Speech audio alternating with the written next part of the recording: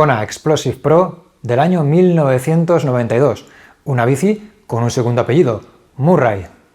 Hola a todos, soy José Crespillo y os doy la bienvenida a un nuevo vídeo de temática de bicis clásicas de los 90 para MTB Pro y Maillot Mag. ¡No os lo perdáis!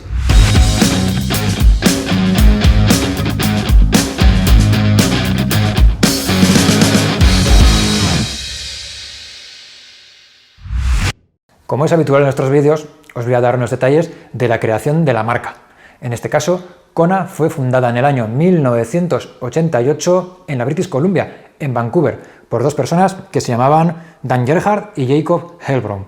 Disculpad que haya mirado la chuleta, pero es que nunca me quedo con estos nombres. Antes de Kona había otra marca que se llama Brody. Su fundador fue Paul Brody y él se unió a los chicos de Kona y crearon lo que se llamó en su momento el TBG, The Bicycle Group, una pegatina que podéis ver en este cuadro y que, por cierto, sigue funcionando porque Kona a día de hoy sigue produciendo bicis bajo ese nombre y esa distribuidora. Como os he comentado en la entradilla, esta bicicleta tiene un segundo apellido que es Murray.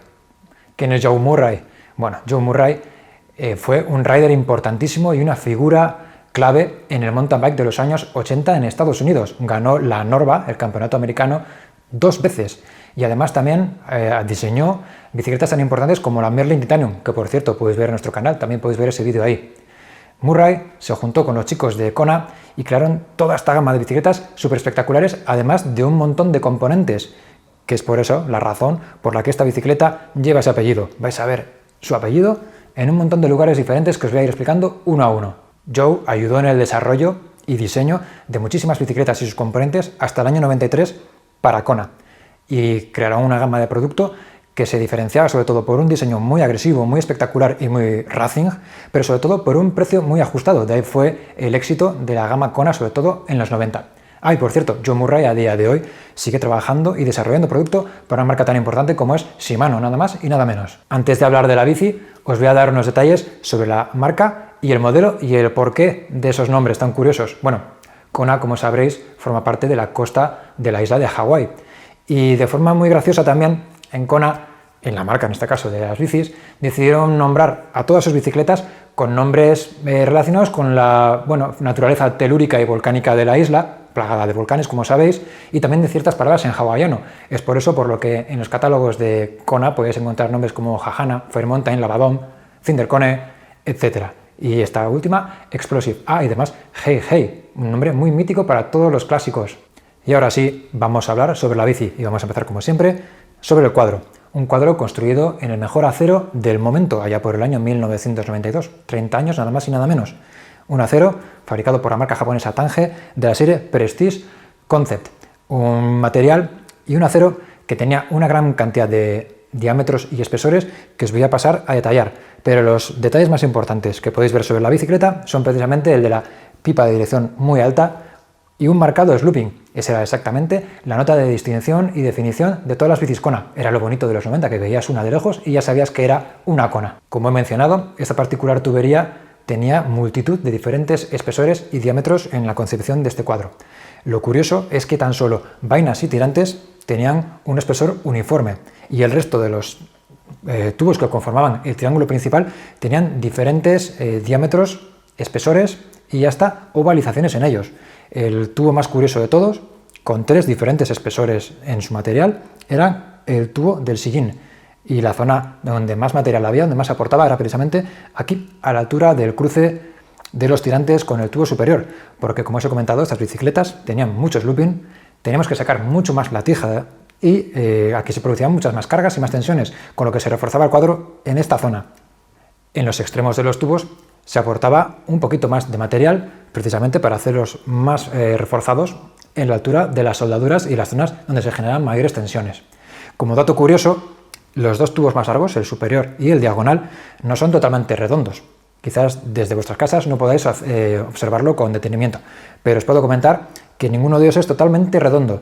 O bien empiezan ovalizados en un sitio y más achatados en otro. Esto se hacía precisamente para jugar un poco con las rigideces en cada una de las zonas que se necesitaba. Otro detalle también muy curioso es que el tubo del sillín, aquí abajo, donde se juntaba con el tubo de la caja de pedalier, también se ensanchaba para dar aún más fuerza a toda esa zona y que le generara un poquito más de rigidez. De la misma forma, vainas y tirantes también se ensanchaban y se ovalizaban en según qué zonas para proporcionar un poquito más de rigidez, como también se proporcionaba más rigidez en la zona del cantilever. Esta era una zona muy crítica también en las bicicletas de acero de la época, porque cuando se apretaba el freno, los tirantes tendían a abrirse debido a la flexión y la fuerza de los cantilevers. Para esto también Kona pensó, en este caso Joe Murray, y creó este gorila, como lo conocemos nosotros, pero que es básicamente una herradura de refuerzo para evitar esas flexiones extra, que Kona además llamaba en inglés horseshoe. En cuanto a las geometrías, como os he comentado, esas bicis eran bastante particulares para la época, con una pipa de dirección muy alta y con un marcado slooping del tubo superior. Para que os hagáis una idea, esta bicicleta que tenemos aquí, esta Explosive Pro, tiene 55 centímetros de tubo superior en talla 17,5, lo que viene a ser una M. La dirección son 72 grados y medio, fijaros lo vertical que era, y la distancia entre ejes era de tan solo 106 centímetros. Tened en cuenta que estas bicicletas eran mucho más pequeñas en la época también, porque la rueda 26 pulgadas las hacía así. Como os he comentado al inicio, esta bicicleta es una Explosive Pro. En aquel momento el XTR acaba de salir y Suntour sacó el XT Pro, un grupo que estaba casi tan cerca del XTR, aunque no llegaba a su nivel, pero sí que estaba por encima del XT. Y como digo, en Kona se dio la opción de poder acceder a un grupo superior que a la vez cambiaba el apellido de la bicicleta. Os voy a contar un pequeño secreto y un detalle importante sobre esta bicicleta. Para los más observadores y para los que conozcáis la gama de esas bicicletas de los años 90, os habéis dado cuenta que el fondo de las calcas de esta bici es de color verde. Esto hacía referencia al modelo Explosive a secas. Yo recibí cuadro y horquilla de un gran amigo, por cierto, saludos Fernando, de esta bicicleta, lo restauré, pero quería hacer la versión Pro, y es por eso por lo que los fondos de estas letras, que como veis ver, son verdes. Pero ¿qué pasaba? Que en el catálogo el modelo Explosive Pro real venía con el fondo en color rojo. Solo un detalle, pero os lo vamos a ver. Volviendo sobre el grupo XT Pro, como os he comentado, era la alternativa a un grupo de gama alta frente a Shimano. Y este caso es un grupo que sentaba a la perfección a esta bicicleta, sobre todo con sus tonos negros tan sobrios y tan elegantes. Este grupo, que por cierto podéis ver en nuestro vídeo de la Specialized M2 Team, en nuestro canal de Classic MTB, es un grupo que funcionaba muy bien, con los famosos Zambi, los mandos que se usan por arriba, muy cómodos de usar, con cambios muy efectivos y detalles tan particulares como el microdrive, que no era otra cosa que un cassette y unos platos mucho más pequeños para lo que se usaba en aquel momento. Sobre todo Shimano usaba cassettes del 11 hasta el 32 y platos que iban 26, 36, 46, pero Suntour se desmarcó y lo que hizo fue proponer un cassette mucho más pequeño, 11, 24, y unos platos a su vez también más pequeños, 20, 32, 42, con lo que también había más distancia libre al suelo y un poquito menos de peso. Pero lo que sobre todo nos gustaba de este grupo eran sobre todo, como os he comentado, sus acabados. Que por cierto, en esta bici vais a ver unas pegatiниtas amarillas en algunos de sus componentes. Y es que estos componentes son NOS, N-O-S, que es la abreviatura de New Old Stock. Es un término que usamos mucho los coleccionistas y que significa que son piezas nuevas a estrenar. Salieron de la caja y se montaron en esta bicicleta tan espectacular y tan bonita. Como os he comentado anteriormente, esta bicicleta tenía un segundo apellido y es Murray. Vamos a ver por qué. Y el por qué es porque muchos de los periféricos que componen este conjunto están diseñados y desarrollados por Joe Murray. El primero de ellos que vamos a ver es la horquilla. Esta horquilla de tubos rectos, también muy característica de la Kona, muy diferenciadora, es sorprendentemente absorbente, a pesar de ser recta. Diréis, ostras, absorbente es una horquilla de acero y recta. Pues sí, y resulta que esta horquilla, también de acero Tange Prestige, estaba conificada hasta 3 veces, lo que hacía que absorbiese muy bien las irregularidades a pesar de estar construida de esta forma. Algo muy curioso. Por cierto, esta horquilla pesaba tan solo 840 gramos. Y continuando con el tema horquillas, os voy a enseñar algo muy espectacular. Una opción que nos daba Kona en aquel año 1992 para poder sustituir nuestra horquilla rígida por otra de suspensión. Y además, esta horquilla es muy particular porque es un unicornio, como decimos en el argot los coleccionistas. Es una pieza extremadamente rara de conseguir y más aún si está sin usar, como la que vais a ver ahora mismo. Se trata nada más y nada menos que de la horquilla Future Shock, una horquilla de suspensión diseñada por Joe Murray de una forma muy particular. Fijaros, el sistema de suspensión es prácticamente el de un paralelogramo, pero lo que hace es usar 2 horquillas de acero con esta unión inferior y, a pesar de que aquí no están, 2 elastómeros, uno pequeñito para el rebote, uno más grande para la absorción y con un sistema de funcionamiento muy característico típico de los elastómeros, ideal para absorber pequeñas irregularidades, pero no tanto para los grandes impactos. En cuanto a las ventajas de esta horquilla, era que no pesaba tanto como las horquillas de aire y aceite, esta horquilla pesaba alrededor de 1400 gramos, y también, curiosamente, era más rígida que las horquillas de suspensión, digamos, convencionales, que como sabéis hacían que cuando pedaleabas de pie pues rozasen las pastillas de freno en la llanta o en la cubierta. Con esta horquilla no sucedía.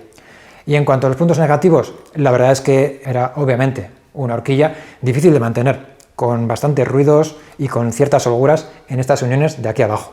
Pero bueno, la verdad es que no podéis negar que es espectacular, curiosa y muy diferenciadora. Y por cierto, esta horquilla, como veis, y os he comentado, es completamente nueva a estrenar, fabricada por Spinner en Japón. Continuando con los periféricos firmados por Joe Murray, tenemos esta fácilmente reconocible potencia Velocity, una potencia fabricada en acero, de 120 milímetros de longitud y de casi 0 grados, que nos otorgaba también una postura de conducción bastante radical y bastante racing, típico también de la Ascona. Y ya que estamos con la parte delantera de la bicicleta, toca hablar de la dirección, otra pieza firmada, como no, por el amigo Joe Murray. Una dirección que simplificaba muchísimo las cosas en esta época en la que, como sabéis, el tubo de la horquilla era roscado y había que usar una tuerca y contratuerca para ajustar la dirección. Joe Murray lo que hizo fue adoptar un sistema, un diseño que ya existía previamente, ponerle su nombre, Impact, y ofrecernos una cazoleta superior que se podía ajustar tan solo con la mano y con un tornillo para apretar, nada más, no hacía falta nada más para dejar tu dirección Impact a la perfección.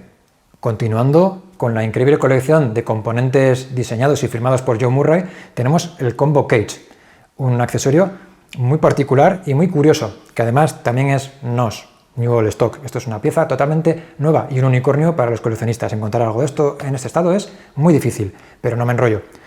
Lo curioso de este accesorio es que son varios en uno, y os explico.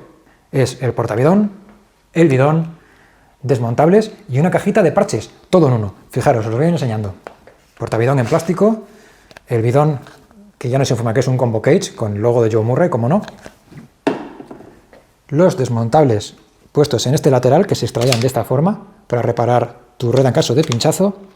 Y otra cosa súper curiosa, la cajita de parches aquí, guardada, para que en caso de reparación, pues pudieses hacerlo tú mismo en el camino. Fijaros en esto. Tiene todavía las instrucciones, su botecito de pegamento y varios parches para reparar tu bici en el camino. Como podéis ver, la mente de Joe Murray era todo un torbellino de ideas tan particulares como el Combo Cage que ya hemos visto y sobre todo estos pedales con calapiés de doble correa. Sí, dos. ¿Qué pasaba? Que allá en el año 90, Shimano, como sabéis, sacó su sistema de pedales automáticos, pero en esta época todavía todo el mundo no podía permitirse el hecho de comprarse unos pedales y unas zapatillas, era bastante dinero.